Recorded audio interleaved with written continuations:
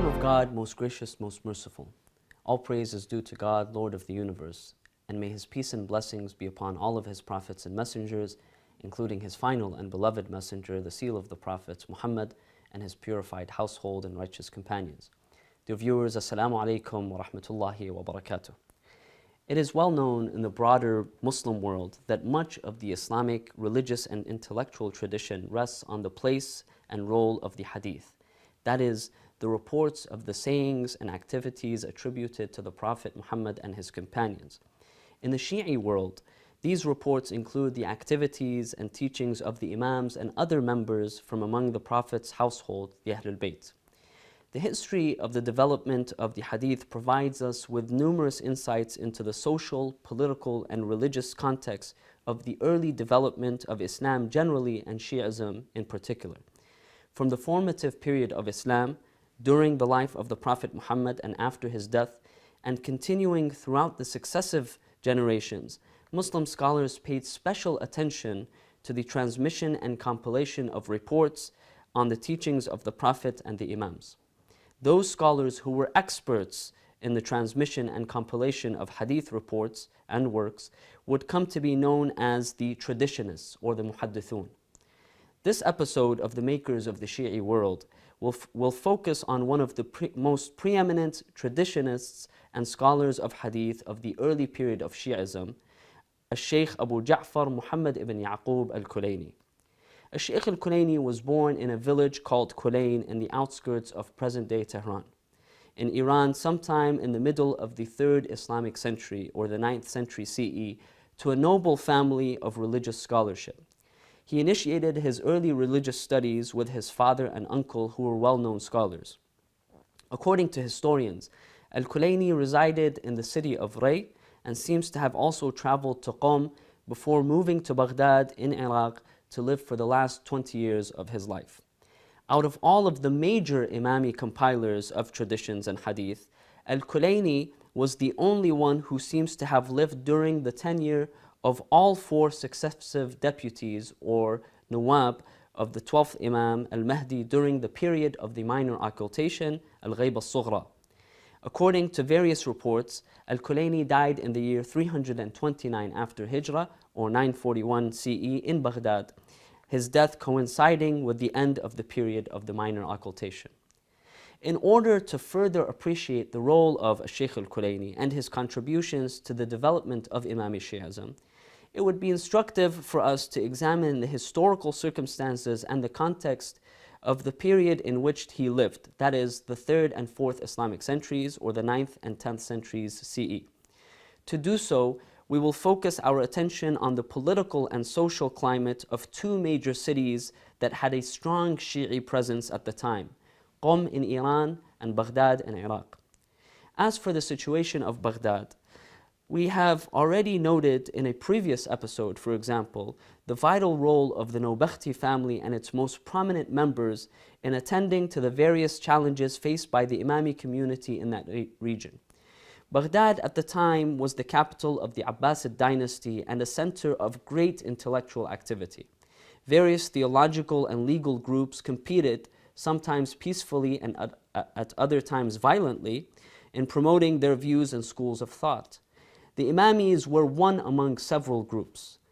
Additionally, the Imami community was facing great difficulty with the disappearance of the 12th Imam in the middle of the 3rd Islamic century and required immediate and strong guidance. In such a climate, the Nawbakhtis, in collaboration with like-minded co-religionists and others, saw fit to focus their attention on the political as well as the intellectual advancement of the Imami community. While the Abbasids are well known to have generally held anti-Shia tendencies, often harshly repressing the Imams and their followers, many Imamis were able to hold important positions of political leadership and thus promote the interests of the Imami community. For example, during the reign of the Abbasid Caliph al-Muqtadir, which lasted for about 24 years, that is, from the year 295 to 320 after Hijrah, or 908 to 929 CE, several members of the Nawbakhti family as well as other notable Imamis held various governmental and court positions. Furthermore, with the appointment of the 4 deputies of the 12th Imam, the leadership and guidance of the community in the absence of the Imam was largely secured.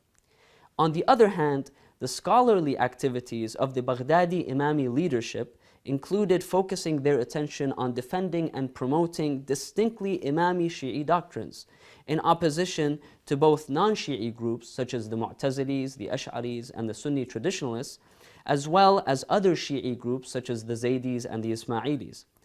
They did this by developing a rationalist discourse on theology.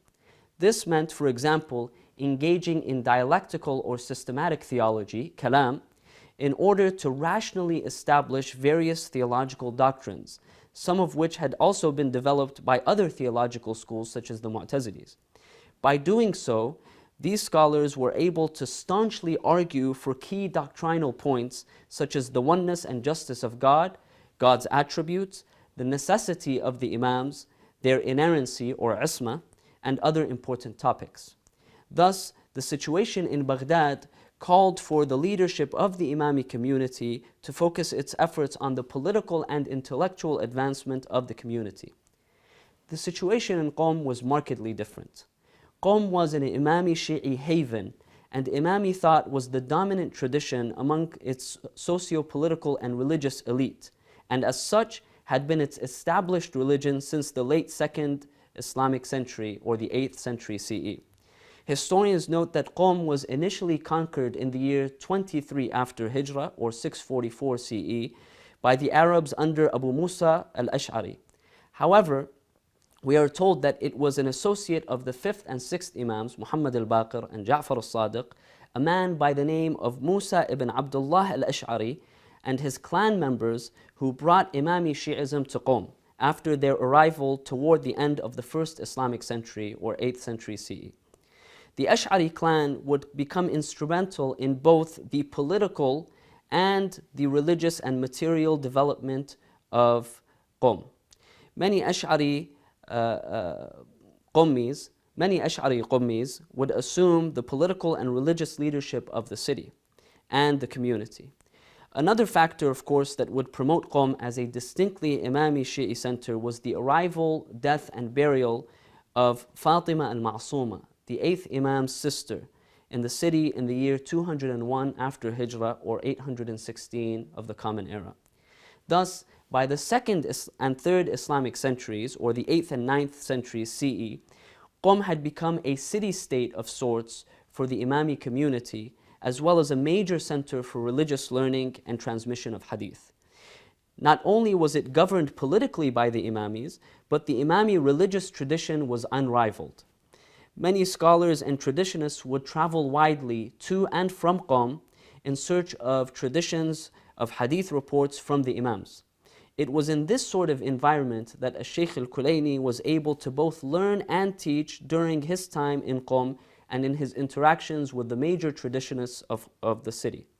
Historians note that al-Shaykh al-Kulayni migrated to Baghdad around the early 300s after Hijrah or the 900s CE.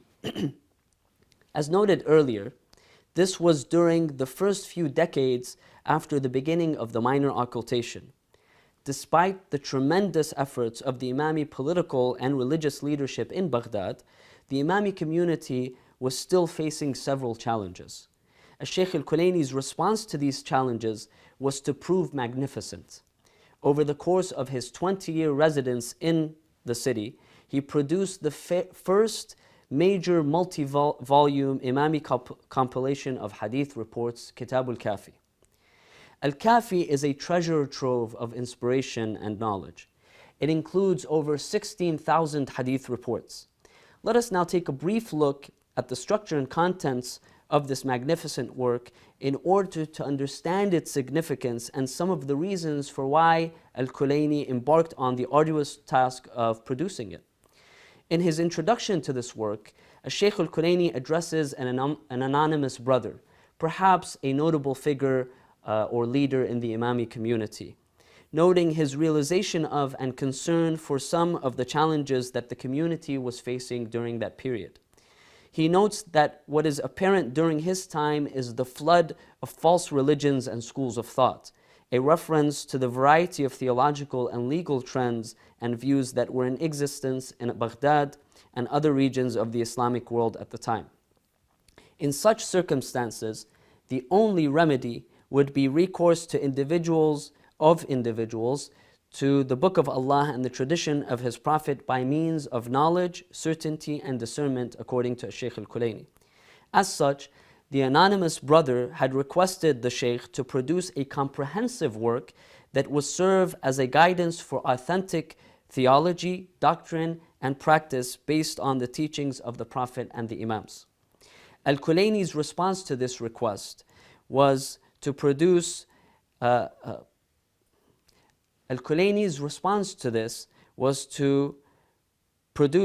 al-Kafi, which literally means that which is sufficient.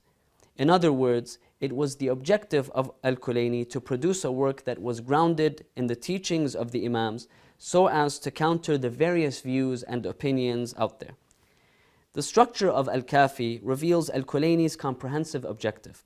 As mentioned, this work includes over 60,000 hadith reports. It is composed of three main parts. The first part, known as the usul, is dedicated to the principles of theology and doctrine, those concepts that the faithful were encouraged to firmly have faith and belief in. The second part, known as the furu', focuses on what may be termed the practical aspects of religion. That is to say, the day-to-day acts of worship, the business transactions, and family and judicial laws. The third and final part, known as the rawda, is dedicated to miscellaneous reports. In the current published edition of al-Kafi, the work is composed of 8 volumes. The first 2 volumes comprise the usul, volumes 3 to 7 comprise the furu', and volume 8 is dedicated to miscellaneous reports.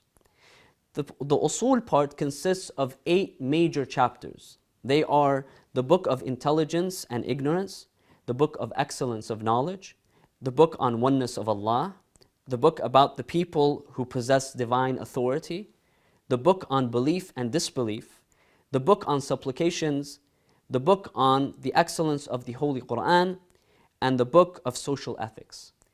Part 2 consists of 26 chapters. These chapters contain the laws of ritual cleanliness, death and burial, prayer, charity, fasting, pilgrimage, marriage, divorce, eating and drinking, dress, wills, inheritance, witnessing, prescribed punishments, and other practical issues. Finally, Part 3 includes miscellaneous historical, doctrinal, ethical, and legal topics that are not arranged in any particular order.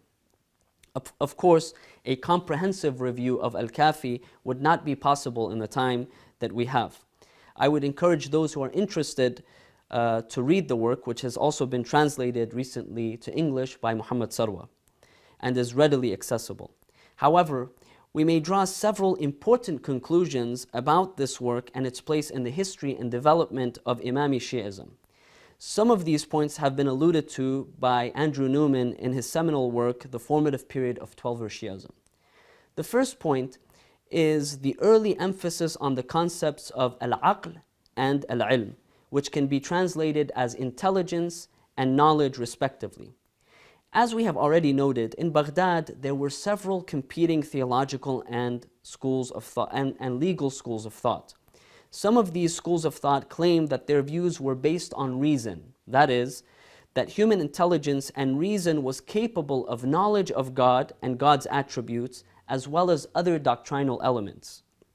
The very first hadith reports in al-Kafi counter this claim by suggesting that intelligence, or al-aql, is the first of God's creation, which cannot be acquired by human effort alone and must be gifted by God.